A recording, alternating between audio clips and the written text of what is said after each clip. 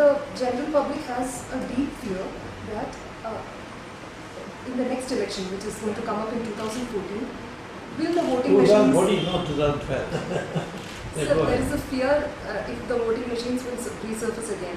So the general public, I think around 80% of them have pinned their votes on you, sir. Yeah, I'll tell you what the situation is. I proved it in the Delhi High Court in my writ petition that this is riggable on two bases. Number one, the electronic voting machine, the brain is something called a microcontroller chip. This microcontroller chip is produced by a Japanese company on contract from the Electronic Corporation of India. I contacted the Japanese company and asked them, do you use the same chip in Japanese elections? They said, are you mad? We will never touch an electronic voting machine. In Japan, we use ballot papers. Same thing is true with England. They use ballot papers. Same thing is true with Germany, where the Supreme Court struck down the use of electronic voting machines.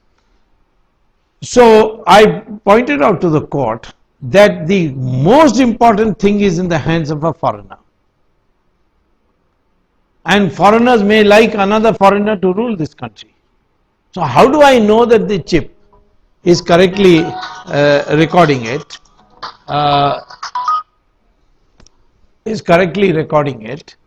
And therefore I think that for transparency this should not be allowed. That is one. Second, I did not contest 2009 election because electronic voting machine was being used, but I did contest 2004 election where everybody thought I was going to win. I had won the previous election and I was very popular in Madurai, but I found that I lost, and I found that out of the 1500 polling booths, in 500 polling booths I got 0, 1 or 2 votes. So I told the court, how is it possible that a party which has 5 polling booth members and all of them are loyal party workers because they depend on their future on me. If I get elected, then they'll be able to do all kinds of work which they get social status as my worker. They in their family will mean 25 votes. I cannot get less than 25 votes per booth. How can I get 0 vote? Is it possible? So court was convinced. Then finally court asked me, is there any way we can keep the electronic voting machine and amend it in such a way that you will be satisfied? So I said, yes, there is one way, and that way the Election Commission has to follow. There is an act called Information Technology Act. Information Technology Act section 11 says that any electronic voting machine, if you punch in data, if anyone punches data, he has a right to receive a receipt.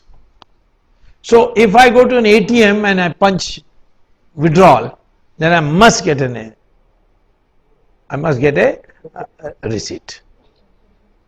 So I said, if the electronic voting machine after I press gives me a receipt, you voted for so and so, serial number so and so, and then I tear that receipt and go and put it in the box, because if I take it outside, some gunda will catch me and say you voted against me. So put it in there, and when there is a dispute, the machine will not be run again, but the ballot box will be counted. That I am acceptable. So Election Commission agreed that we will do it. On 14th December they are to report. I said that till that election there should be no electronic voting machine. Till that amendment is made, correction is made, a printing unit is put into the machine, electronic voting machine should not be used. Court said there is no big election coming just now. Here and there by election we want to let it go on. But before UP election, I expect that the electronic voting machine will have this extra unit that when you punch you will get a receipt. then it is very much, still you can do, but it is much more difficult. So we will have home visit. Absolutely, no question. I will not let go, don't worry.